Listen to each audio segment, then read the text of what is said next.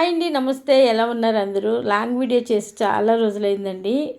ఈరోజు అయితే మనం సంవత్సరం పాటు నిల్వ ఉండే గోంగూర పచ్చడి చేసుకుందాం. ఇది కడిగి అలా ఆరబెట్టేసుకున్నాను. ఆయిల్ చూసారు కదా, ఆయిల్లో ఇప్పుడు వేయించుకుందామండి గోంగూరని.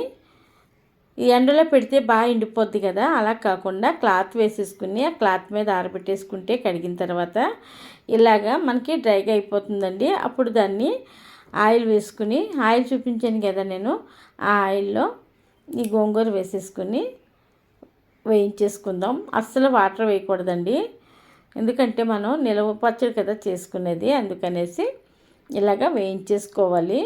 గోంగూర కొంచెం వేడెక్కిన తర్వాత స్టవ్ ఫ్లేమ్ కూడా మీడియం ఫ్లేమ్ పెట్టుకోవాలండి, కొద్దిగా తగ్గించి పెట్టుకోవాలండి. ఇప్పుడు దానిలో ఉప్పు వేసేసాను చూసారా. ఇలా గోంగూర వేయించుకున్నప్పుడే ఉప్పు వేసేసుకోవాలి, తొందరగా మగ్గిపోద్ది మనకి. చూడండి, నేను సిమ్లోనే పెట్టుకున్నాను చూసారా. వాటర్ అస్సలు వేయకుండానే ఆ ఆయిల్లోనే, ఆయిల్ కూడా తక్కువ వేసాను కదండి, ఎందుకంటే మనం ఇంకా తర్వాత తాలింపు కదా ఆయిల్ వాడాలి. అందుకని గోంగూర వేయించుకునేటప్పుడు ఆ మాత్రం ఆయిల్ వేసుకుంటే సరిపోతుందండి, మనకి బాగా మగ్గిపోద్ది. ఈ పచ్చడి చాలా బాగుంటుందండి, అస్సలు పాడవదు. ఇదే విధంగా చేసుకోండి మీరు కూడా. దీనిలో చింతపండు కొద్దిగా వేస్తున్నానండి, ఎందుకంటే గోంగూర పులుపు అనుకోవచ్చు, కానీ ఇది వేస్తే టేస్ట్ వేరేగా ఉంటుంది. చింతపండు కూడా ఒక పెద్ద నిమ్మకాయ సైజ్ అంతా వేసాను. మనకి గోంగూర అయితే 1 కేజీ ఉంటుందండి. కేజీ గోంగూరకి ఈరోజు నేను పచ్చడి పెడుతున్నాను, నిలవ పచ్చడి. చాలా టేస్ట్ అయితే మాత్రం చాలా బాగుంటుంది. నెమ్మదిగా ఉడికించుకోవాలండి. హై ఫ్లేమ్లో పెట్టామనుకోండి మాడిపోతుంది, అందుకని నేను కొంచెం చిన్నగా మంట పెట్టుకోమన్నాను. చూసారు కదా, మనకి వాటర్ కూడా వచ్చింది.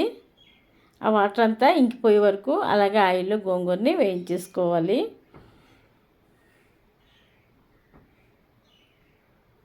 చూసారు కదండి, ఇలా చింతపండు వేసుకోవడం వల్ల చింతపండు కూడా దాంతోపాటు మగ్గిపోతుంది అన్నమాట. మెత్తగా అయిపోయి మనకి గ్రైండ్ చేసుకున్నప్పుడు కూడా ఈజీగా అయిపోద్ది. అలా నిల్వ ఉండడం కోసం కూడా ఇలా చేస్తారండి, గోంగూరతో పాటు చింతపండు వేసేసుకుని ఇలా ఉడికించేసుకుంటారు. గోంగూర అంటే ఇష్టం లేని వాళ్ళు ఎవరైనా ఉంటారండి, అందులోనూ ఆడవాళ్ళకైతే మరీ ఇష్టంగా తింటారు కదా. ఇలాగా నిలవ పచ్చడి చేసుకుని తింటే చాలా టేస్ట్ ఉంటుందండి. మనకి ఎప్పుడైనా కావాలన్నప్పుడు కూడా వేసుకోవచ్చు, చేసి పెట్టేసుకుంటే. చూడండి, అలాగే సిమ్లో ఉడికించేసుకోవాలి. ఇప్పుడు ఈ గోంగూర పచ్చడికి కావలసిన పదార్థాలండి, ఇంగ్రీడియంట్స్: వెల్లుల్లి, జీలకర్ర, ఎండుమిర్చి నేను 150 గ్రామ్స్ తీసుకున్నానండి కేజీ గోంగూరకి. అలాగే 100 గ్రాముల జీలకర్ర, 100 గ్రాముల వెల్లుల్లిపాయలు. 100 గ్రాములు కాదు, 150 గ్రాములు ఉండొచ్చండి. వెల్లుల్లిపాయలు ఎంతైనా వేసుకోవచ్చు, హెల్త్కి మంచిది కాబట్టి. ఇప్పుడు ఆ కడాయి పెట్టుకుని ఆయిల్ వేసి ఎండుమిర్చి వేయించుకుందామండి. ఫస్ట్ కారం అనేది మీరు తినేదాన్ని బట్టి, మీకు ఇంకా కొంచెం కారం కావాలి అనుకుంటే మీ ఇష్టం అండి, మీరు వేసుకోవచ్చు. మా ఇంట్లో కొంచెం తక్కువే తింటారు కాబట్టి నేను కరెక్ట్గా వేసాను, మరీ చప్పగా కాకుండా. కారం అయితే కరెక్ట్గా సరిపోతుందండి. ఇలా అయితే వెల్లుల్లి, జీలకర్ర కొంచెం ఎక్కువనే పడుతుందండి. 100 గ్రాములు జీలకర్ర వేసాను కదా, ఈ వేయించుకునేటప్పుడు సగం అంటే 50 గ్రామ్స్ జీలకర్ర వేస్తానండి. అలాగే వెల్లుల్లి కూడా సగం, అది కూడా అంతేనండి, 50 గ్రామ్స్ వేసేస్తాను. ఇవి కాకుండా వెల్లుల్లి ఇంకా పడుతుందండి, ఇది నేను గ్రైండ్ చేసేటప్పటికే వాడతాను ఇది. చూడండి, అందుకే 150 గ్రామ్స్ అంటున్నాను. ఇప్పుడు వేసేది 100 గ్రాముల వెల్లుల్లిపాయలు. చూడండి, ఎండుమిర్చి వేగిపోయినాయి కదా. ఇప్పుడు మనం దీంట్లో జీలకర్ర వేసేసుకుందామండి. చెప్పాను కదా, 100 గ్రాముల జీలకర్ర, 150 గ్రాముల ఎండుమిర్చి, అలాగే 150 గ్రాముల వెల్లుల్లిపాయలు. ఇవేనండి కొలతలు కేజీ గోంగూరకి.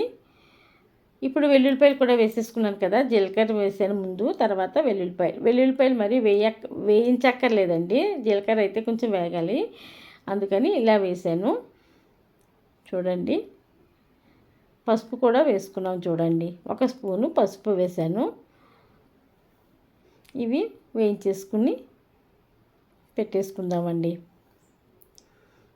చాలా బాగుంటుందండి, నేను పిల్లలకి పంపుతాను, హాస్టల్లో ఉంటారు, అక్కడైతే వాళ్ళందరూ చాలా ఇష్టంగా తింటారండి. మొన్న కూడా పంపమని అడిగారు.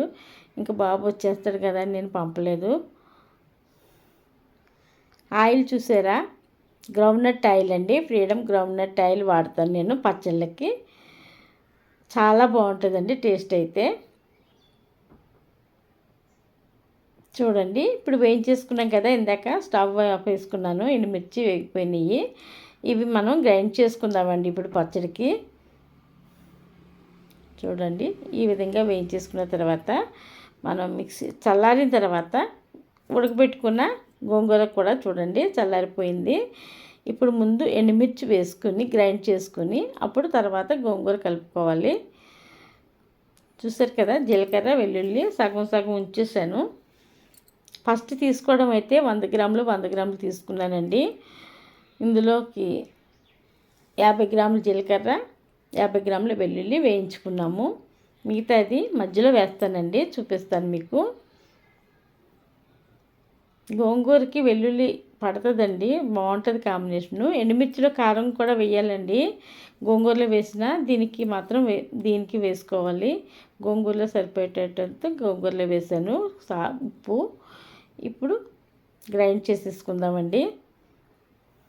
చూడండి, ఈ విధంగా గ్రైండ్ చేసిన తర్వాత మీకు చెప్తాను అన్నాను కదా ఇందాక, జీలకర్ర వెల్లుల్లి ఇప్పుడు వేసుకోవాలి. చూడండి, 50 గ్రాముల జీలకర్ర పచ్చిదే రుబ్బాలండి, అక్కడే టేస్ట్ వస్తుంది. వెల్లుల్లి కూడా వేసేసుకుంటున్నాను. ఇవి పచ్చివి గ్రైండ్ చేసుకోవాలి, మీకు చూపిస్తాను చూడండి.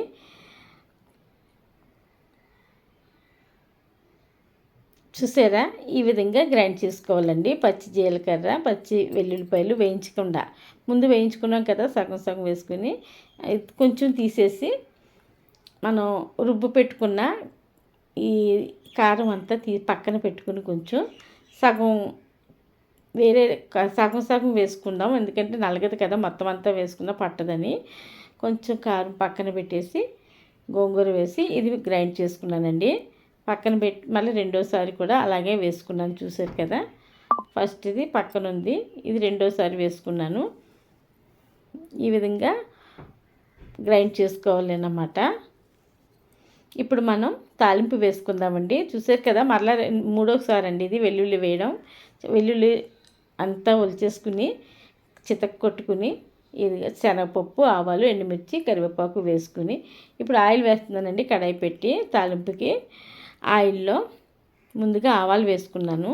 తర్వాత మిగతా ఇంగ్రీడియంట్స్ అన్నీ 1 by 1 వేసేసుకున్నానండి. వెల్లుల్లి, కరివేపాకు, ఎండుమిర్చి, పచ్చిశనగపప్పు ఇవి మాత్రమేనండి గోంగూర పచ్చడికి తాలింపుకి వేసుకోవడం. కావాలి అనుకున్న వాళ్ళు ఇంగువ వేసుకోవచ్చండి. ఇంగువ వేసుకోవడం వల్ల నిలవ ఉంటుంది, టేస్ట్ కూడా చాలా బాగుంటుంది. కరివేపాకు లాస్ట్లో వేసాను నేను, అంటే బాబు ఇంగువ ఎక్కువ తిండని నేను వేయలేదు, కానీ చాలా బాగుంటుందండి ఇంగువ వేసుకుంటే. ఇవి వేగిపోయిన తర్వాత కొంచెం చల్లారిన తర్వాత మనం గ్రైండ్ చేసి పెట్టుకున్నాం కదా ఆ పచ్చడిని దీనిలో వేసేసుకోవడమే. చూసారు కదా, వేగిపోయినాయి. చల్లారిన తర్వాత నేను పచ్చడిలో వేసాను. కొంచెం వేడిగానే ఉందండి, ఎందుకంటే ఏమన్నా తడి ఏమన్నా తగిలినా ఈ వేడిలో పోద్దన్నమాట. చల్లారిన తర్వాత వేసుకున్నా పర్వాలేదు. చూసారు కదా, మనకి గోంగూర నిలువ పచ్చడి రెడీ అయిపోయిందండి. ఎమ్మి ఎమ్మి, ఎంత బాగుంటుందో, నిజంగా చాలా బాగుంటుందండి. ఇది మీకు కొంచెంలా కనిపిస్తుంది, కానీ నేను తీసుకున్న ఇంగ్రీడియంట్స్ అన్నీ కలిపి గోంగూర 1.5 ఉంటుందండి కేజీలు, అంటే 1.5 kgs ఉంటుంది ఈ పచ్చడి.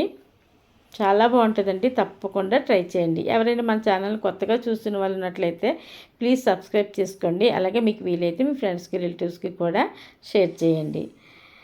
తప్పకుండా ట్రై చేయండి, చాలా చాలా బాగుంటుంది. ఈ గోంగూర నిలువ పచ్చడి అండి, సంవత్సరం పాటు ఉంటుంది. ఇలాగ ఉన్నప్పుడే మీరు సాల్ట్ చూసుకోవాలండి. సాల్ట్ సరిపోతే అక్కర్లేదు, సరిపోతే కలుపుకుంటే సరిపోతుంది. కారం అయితే అది సరిపోద్ది కరెక్ట్గా. ఓకేనండి, చూసారు కదా, మన గోంగూర నిలువ పచ్చడి సంవత్సరం పాటు నిలువ ఉండే నిలువ పచ్చడి అండి. తప్పకుండా ట్రై చేయండి. అలాగే ఎలా ఉందో అనేది కూడా కామెంట్ రూపంలో నాకు తెలియచేయండి. చూసారు కదా, మనం బాక్స్లో తీసేసుకున్నాం. ఓకేనండి.